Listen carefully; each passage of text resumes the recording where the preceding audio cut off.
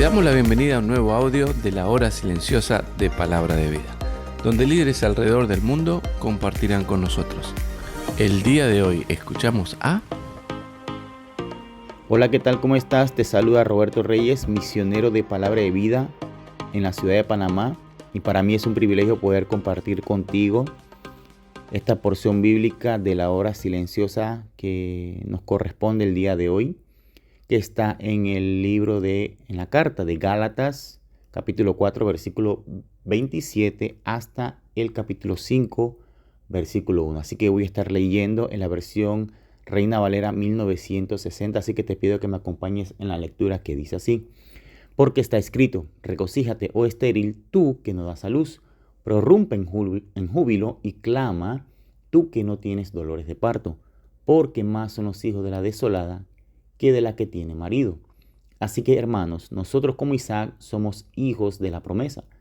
Pero como entonces el que había nacido según la carne perseguía al que había nacido según el Espíritu, así también ahora.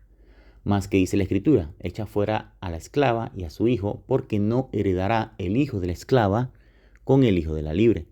De manera, hermanos, que no somos hijos de la esclava, sino de la libre. Estad pues firmes en la libertad con que Cristo nos hizo libre, y no estéis otra vez sujetos al yugo de esclavitud. Esta es la porción de la hora silenciosa del día de hoy, pero primero vamos a ver un poco de contexto. Recordemos que Pablo está escribiendo a los Gálatas porque había un problema muy serio en las iglesias de Galacia.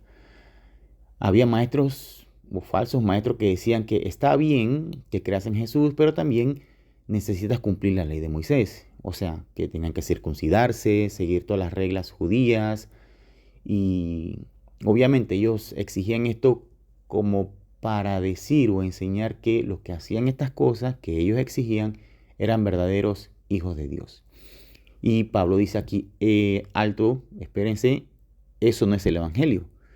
O sea que para explicarlo de una mejor manera, Pablo utiliza la historia que sus lectores obviamente conocían, que era la historia de Abraham, Sara, Agar, Ismael e Isaac.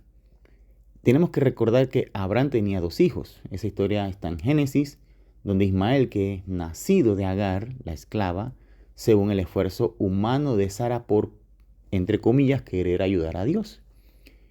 E Isaac, nacido de Sara, la libre, según la promesa divina, cuando ella ya era anciana y estéril.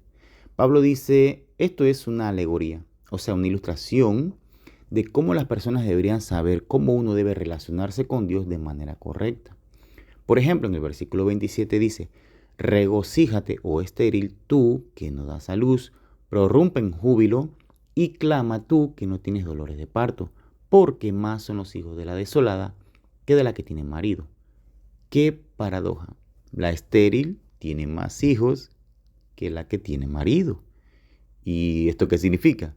Significa que cuando reconocemos nuestra incapacidad, cuando admitimos que espiritualmente estamos estériles y no podemos producir justicia por nosotros mismos, es allí donde Dios obra sus milagros de manera maravillosa y más grande, por supuesto. Sara, que era estéril, era humanamente imposible que pudiese concebir hijos, pero Dios le dio a Isaac, el hijo de la promesa. Y nosotros somos como Sara, incapaces de producir vida espiritual por nuestro esfuerzo personal. Pero cuando confiamos en la promesa de Dios, o sea, en Cristo Jesús, Él produce en nosotros lo que nosotros nunca podríamos lograr. O sea, que la salvación sea una realidad en nuestra vida. Y esto deja una lección importante, porque nos dice a nosotros que debemos dejar de esforzarnos por ser suficientes, por querer lograr tener la salvación o el favor de Dios por nuestro propio esfuerzo. Nosotros tenemos que reconocer que Cristo ya es suficiente para nosotros, que nosotros somos aceptados por Dios por medio de Cristo solamente. Pablo dice en el versículo 28, nosotros como Isaac somos hijos de la promesa. Ahora una pregunta que surge es, ¿cuántas maneras hay para poder ser realmente un hijo de Dios? La primera, que algunos pueden decir que está el camino de Ismael, nacido según la carne. Es el camino del esfuerzo humano, de las reglas, de tengo que ganarme el favor de Dios, Tengo que intentar ser justo por mis propias fuerzas, cumpliendo algún tipo de ritual, algún tipo de norma, siendo suficientemente bueno, etc. Y la segunda está el camino de Isaac, nacido según el Espíritu, que es el Espíritu, que es el camino, de la gracia, de la fe, de decir que Cristo ya hizo todo por mí y yo puedo descansar en las promesas de Dios. Y aquí viene algo un poquito incómodo, ¿no? Porque el versículo 29 dice, el que había nacido según la carne perseguía al que había nacido según el Espíritu. Así también ahora. Los que viven por las reglas religiosas siempre van a perseguir a los que viven por gracia. ¿Pero por qué? Porque la gracia los hace sentir incómodos. Si la salvación es por gracia, entonces todos sus esfuerzos no les da ventaja. O sea, su orgullo va a ser amenazado. Y aquí Pablo es claro en el versículo 30 cuando dice, echa fuera a la esclava y a su hijo porque no heredará el hijo de la esclava con el hijo de la libre. O sea que no podemos mezclar la gracia con las obras. No puedes ser mitad Isaac y mitad Ismael. O eres hijo de la promesa o no lo eres. Entonces llegamos al capítulo 5 y el versículo 1 que dice, está pues firmes en la libertad con que Cristo nos hizo libres y no estéis otra vez sujetos al yugo de esclavitud. Cristo ya nos hizo libres, o sea, en el pasado, ya está hecho. Él pagó el precio completo en la cruz, pero ahora nosotros tenemos una responsabilidad, estar firmes en esa libertad. O sea, ¿qué significa eso de manera práctica? Significa que no tenemos que ganarnos el amor de Dios el día de hoy. Si ya hemos creído en Jesucristo, ya tenemos a Cristo, el favor y el amor de Dios está con nosotros. Significa que tu valor no depende de tu desempeño, depende de lo que Cristo ya hizo por ti y por mí. También significa que algunas veces vamos a fallar y aún así seguimos siendo hijos de Dios. No somos unos esclavos condicionales, sino hijos permanentes. Pero hay que tener cuidado también.